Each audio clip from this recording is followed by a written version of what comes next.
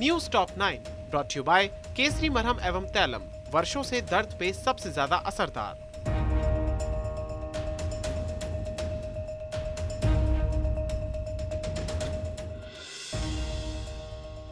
देश भर में आज संत रविदास जयंती मनाई जा रही है। ये रविदास जी की 645वीं जयंती है।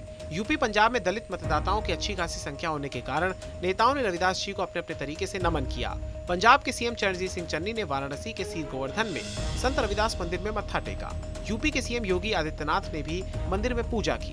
कांग्रेस सांसद राहुल गांधी और महासचिव प्रियंका गांधी ने भी संत रविदास मंदिर में दर्शन किए। सपा अध्यक्ष अखिलेश यादव ने रविदास जयंती के अवसर पर ट्वीट कर लिखा कि मन चंगा तो कटौती में गंगा। संत रविदास जी का जीवन और उनके आदर्श सदियों तक मानव समाज को करुणा और कल्याण के मार्ग पर चलने के लिए प्रेरित करते रहेंगे। इसके अलावा अखिलेश ने कानपुर, फर्रुखाबाद, कन्नौज और औरैया में चुनावी जनसभाओं को संबोधित भी किया। अखिलेश ने औरैया में केंद्रीय गृह राज्य मंत्री अजय मिश्र टेनी के बेटे आशीष मिश्र की रिहाई पर कहा कि सरकार की तरफ से कमजोर पैरवी की गई। उनकी सरकार आने पर मजबूत पैरवी कर किसानों को मारने वालों और उन्हें पालने पोसने वालों को जेल भेजेंगे। जिसने मंत्री पुत्र जिसने गाड़ी से किसानों को कुचला था, उसको जमानत मिल गई। जो पैरवी सरकार को करनी चाहिए थी वो पैरवी नहीं हुई। एक अदालत से तो हो सकता है जमानत मिल गई हो, लेकिन बताओ ये जनता की अदालत है, उससे जमानत मिलनी चाहिए थी कि नहीं मिलनी चाहिए थी?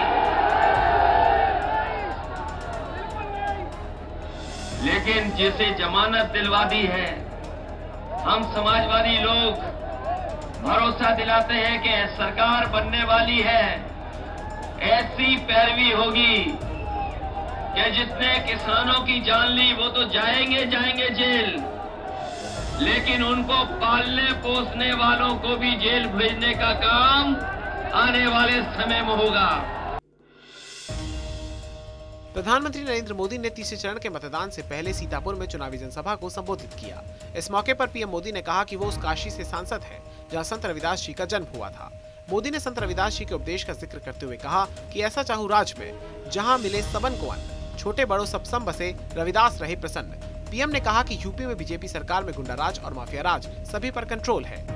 2017 से पहले खनन माफिया और भू माफिया का ही राज चलता था।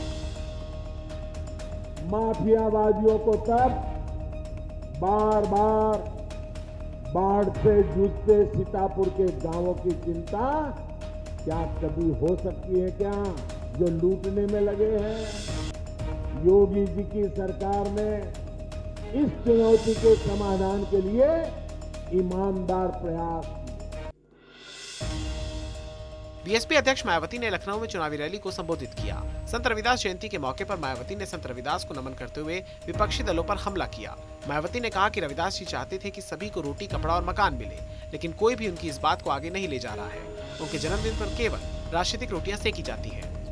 संत गुरु रविदास जी ने खासकर यहाँ जात पात व भेदभाव आदि को खत्म करने के लिए अपनी अहम भूमिका निभाई है।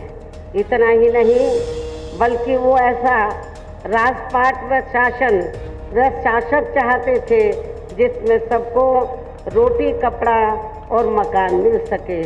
लेकिन इस मामले में हर साल इनके जन्मदिन के मौके पर अपनी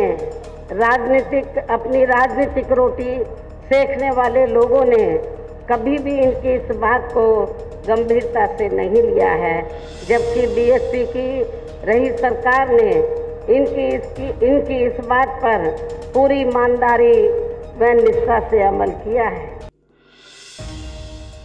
कांग्रेस नेता राहुल गांधी और प्रियंका गांधी ने वाराणसी के सीर गोवर्धनपुर स्थित रविदास मंदिर में मत्था टेका और लंगर परोसा। साथ ही उन्होंने लंगर ग्रहण भी किया। राहुल गांधी और प्रियंका गांधी ने पंगत में बैठकर लंगर ग्रहण किया। इसके अलावा प्रियंका गांधी ने कानपुर और सीसामऊ में चुनाव प्रचार भी किया।